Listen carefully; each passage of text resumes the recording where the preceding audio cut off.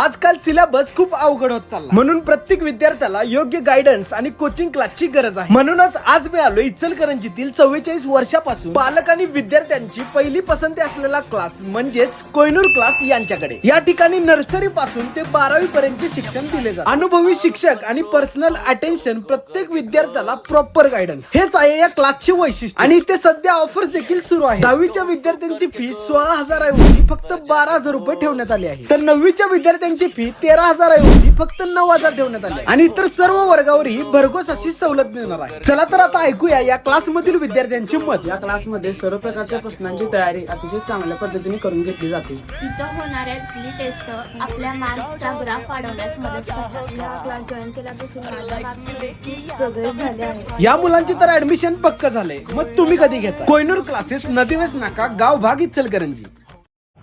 नमस्कार, मी सद्दाम सिंग मुल्ला। आपण पाहतात SM नेटवर्क पुस्तक पीपल मराठी। चला तर पाहूया आजची ठळक घडामोडी। इचलकरंजीत वाद मिटविण्यास गेलेल्या युवकावर एडक्याने हल्ला।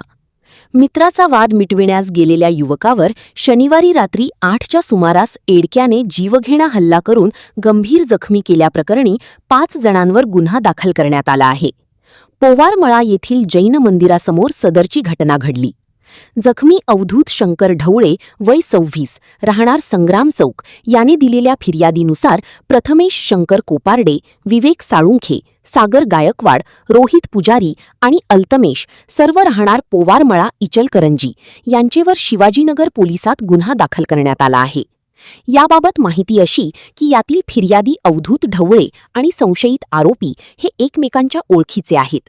फिर्यादी ढवळे याचा मित्र वेदांत लोखंडे व प्रणव मुळे यांचा संशयित आरोपी प्रथमेश कोपारडे याच्याशी हनुमान जयंती दिवशी वाद झाला होता। सदरचा वाद मिटविण्यासाठी अवधूत ढवळे हा वेदांत लोखंडे, मोहसिन लोकापुरे, सकलेन मोमीन यांना घेऊन शनिवार दिनांक 18 रोजी रात्री 8 वाजता पोवारमळा येथील जैन मंदिराचे समोर गेले होते। त्यावेळी संशयित आरोपी प्रथमेश कोपारडे याने फिर्यादी ढवळे याला "तुला मस्ती आली आहे, तुला सोडत नाही" असे म्हणून ठार मारण्याच्या उद्देशाने अन्य संशयित आरोपींनी त्याला पाठीमागून पकडून ठेवले। त्यानंतर कोपारडे याने आपल्याकडील लोखंडी एडक्याने ढवळे याच्या डोकीत, डाव्या पंजावर व कोपरावर वार करून गंभीर जखमी केले। तर पकडून धरलेल्या अन्य चौघांनी ढवळे यास लाथाबुक्क्यांनी बेदम मारहाण केल्याचे फिर्यादीत म्हटले आहे। त्यानुसार रविवारी दुपारी 5 जणांवर गुन्हा दाखल करण्यात आला आहे।